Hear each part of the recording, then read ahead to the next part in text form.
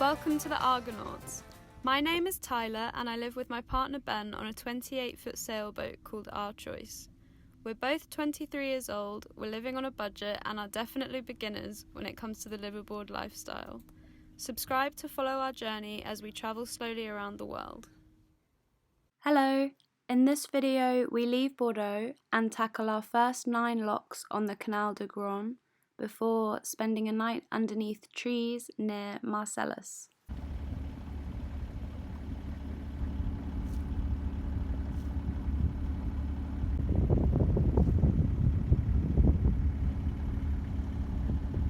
So we're leaving Bordeaux down to Bordeaux.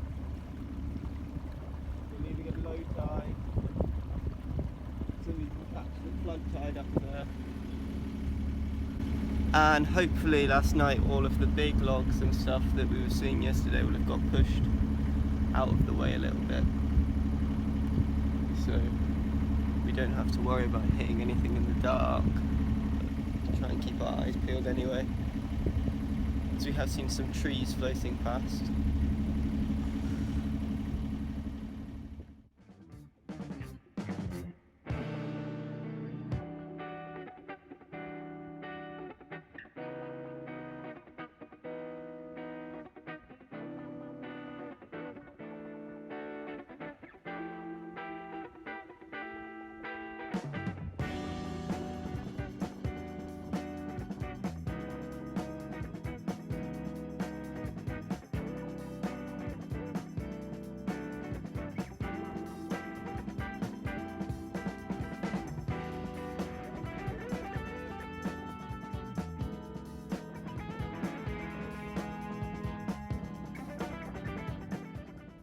You can see the Canal fishing huts that I mentioned in the last video a bit better here. They're huts on stilts with winches that lower square fishing nets into the water so that fishermen don't have to get wet.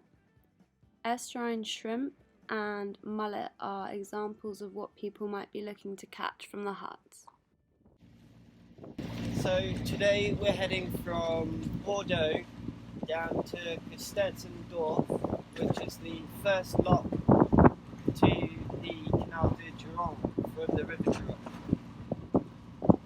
And we're going down there at quite it's like I think 85-90% flood tide, which I think is a little bit unadvisable. They say you need to do it on a moderate flood.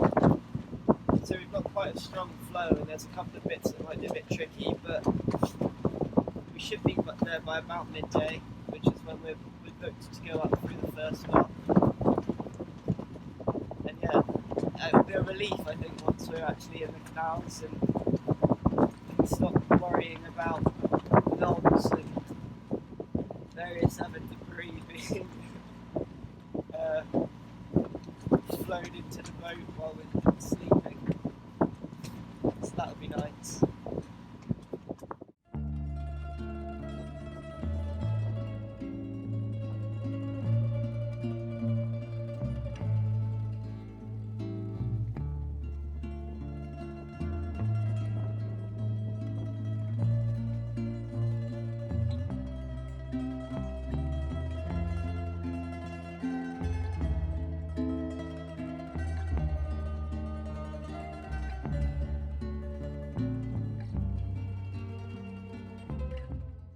Once we leave the Garonne River, we'll be on the Canal de Garonne until we reach Toulouse, where it then becomes the Canal du Midi. There's a total of 139 locks along these two canals. They're there to raise and lower boats between stretches of the canal built at different levels where the land isn't flat. We'll be moving up the locks until just after Toulouse, where we'll then be going down them back to sea level. We had to arrange a time to go through the first lock so that the VNF could check our paperwork. Luckily we met some really lovely people in Porelac who booked this for us. They also got us the mooring in the centre of Bordeaux, so we were really lucky to have met them.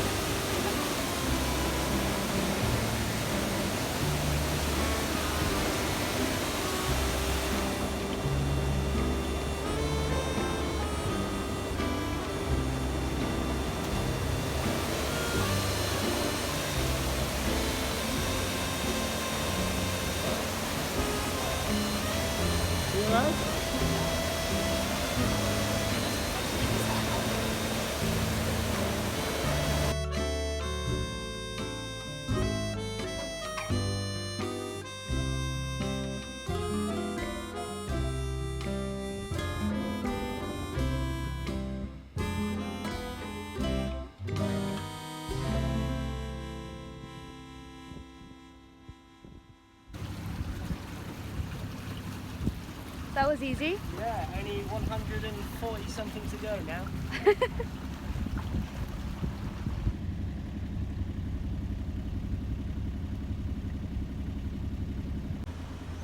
Lock number 2.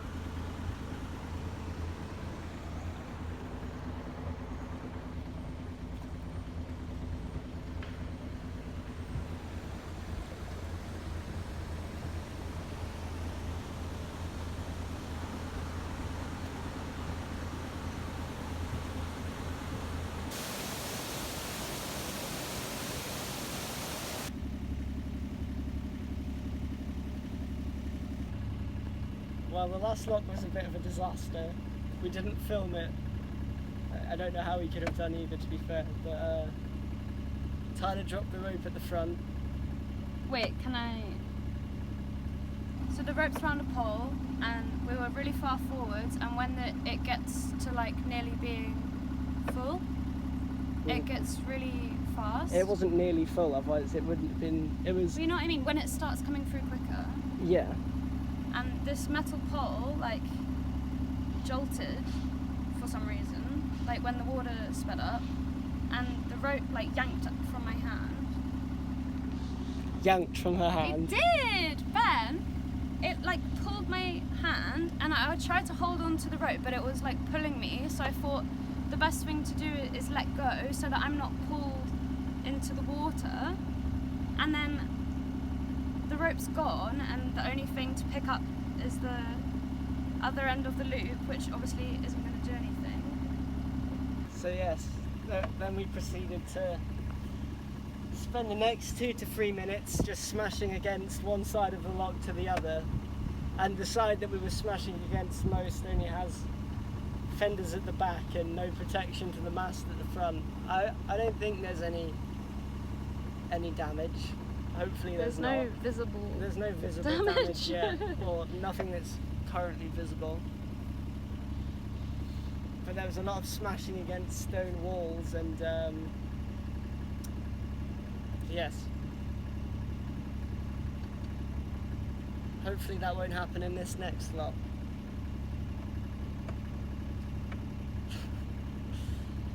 No more loops will be used. No more what? Loops. Yeah. I mean... I don't think the rope's long enough. Ben thinks I'm too stupid to do it though. No. I said, you know, use a loop when common sense dictates. Don't use a loop when common sense dictates. And if you're already holding the rope at arm's length over the boat... It wasn't it was like I could hold it near me. So you couldn't have just gone with the jolt? Yeah, but that's what I did, but it kept going. What do you mean kept going? It The pulled pole never moved more than 30 centimetres. It felt like it did. There's no way that pole moved more than 30 centimetres, I'm sorry, like... It was just the I'm not speed. even... I don't even know... I didn't see the pole move, I'd like to make that clear. All I saw was Tyler drop a rope, and then all of a sudden the boat smashed against a load of stone walls. I'm really sorry, but I don't know what I could have done other than have not used the loop in the first place. Which was something that I had recommended. Suggested. Yeah. Yep. Oh well. We know for future locks, hopefully. Yep. Like this one. Yes, like this one right here.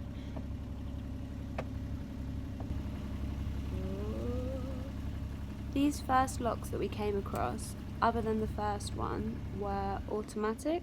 So there were poles hanging above the canal as you approach the locks, which you have to twist, and then the gates open and close automatically. The canal is very nice, by the way. It's lovely.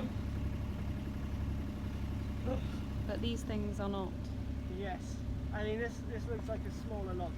I mean, they were a series of big locks as well, which doesn't help matters. Yeah, like deep ones. Well, wish us luck. We made it through the next lock. No problemo. Yeah, no dramas. Touch wood, the rest will be like that. Yeah. It wasn't as tall or deep. No. And also it looks like it's best if somebody maybe gets off before the lock. And then, but then, I mean, it's hard to handle ropes with no one on board. Yeah. So we'll see what happens. Yeah. You filming the bottom of my foot. It's probably not something that wants to be seen. The top of my foot is bad enough.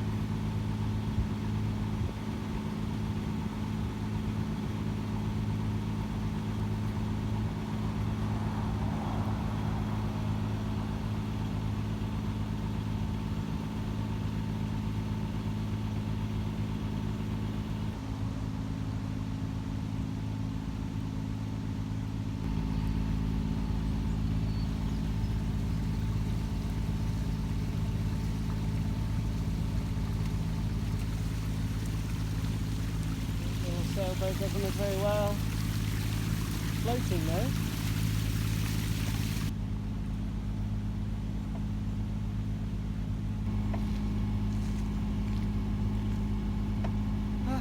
That was our 9th lock. Last one of the day. Last one of the day, yeah. We're going to stop in this town. It begins with an M. There's a twig just here. Thank you. I'll avoid that twig. Oh, it was quite small. You never know. Ah, long day, you're right, it has been a long day. Bordeaux and then 9 locks. Bordeaux to Castettes and then 9 locks. And we had to get up at what time did we have to leave? We had to get up at 6. We could have got up a bit later because we were hanging around at Castettes for ages. It's better to get there than not. Better to get there beforehand, yeah. You don't want to rely on the strength of the flow to get you there before the tide changes. So.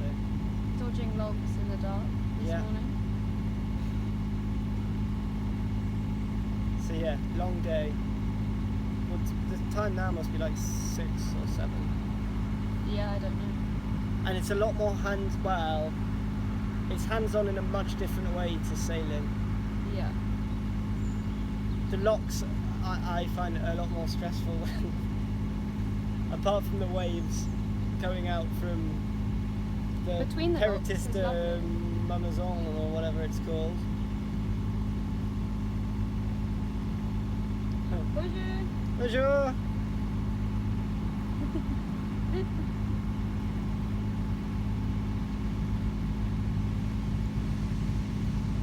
Some people waving at us from the canal bank. Everyone's very friendly here walking along the canal banks.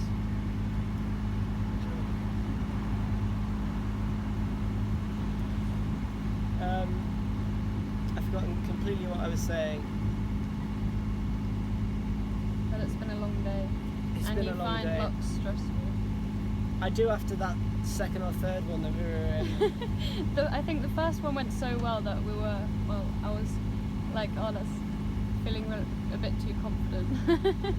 And then the second one didn't go very well, and the third one was an absolute disaster. The third one, unless we'd have actually put a hole in the boat, I don't think it could have gone any worse. Well, that's pretty much it. Unless I'd have also dropped the back rope. That would have been terrible. Yeah, because at least it wasn't wide enough for the boat to swing around or anything. It was just going to yeah. But yeah, I can't imagine too many worse situations in a lock than that, to be perfectly honest. But yeah, we're going to make sure we don't go that close to the front of them again. We'll try to avoid that. Yes. Because it's a lot easier to... We'll be selfish with our locks and just go in by ourselves, I think. It's a lot easier to hold the ropes. Or for me at least. Not strong enough to be right at the front of the lock. I do feel a bit sorry for that boat that was approaching the back on the log after the horrible one. Because they'd have been like, oh, they're waiting for us. And I was like, I pushed the button and closed the gates. And And then they'll have had to follow us up waiting for all of the locks to empty before they go up as well. So they'll be cursing our existence right now, I should imagine. Well, it's better than having a sinking boat. Yeah, probably better than being in a lock with us, to be honest. Oh yeah. Jinx.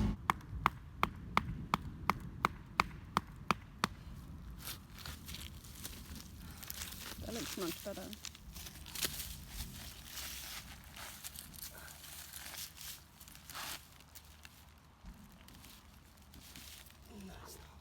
No? Would it be where the grass is? Would the roots hold the soil together better?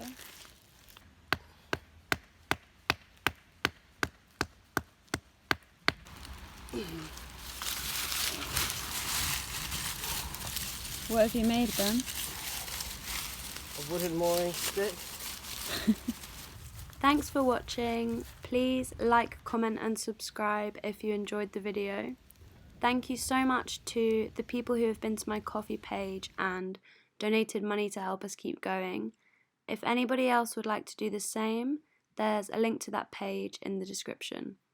Next week's video will be more of us making our way through the Canal de Garonne.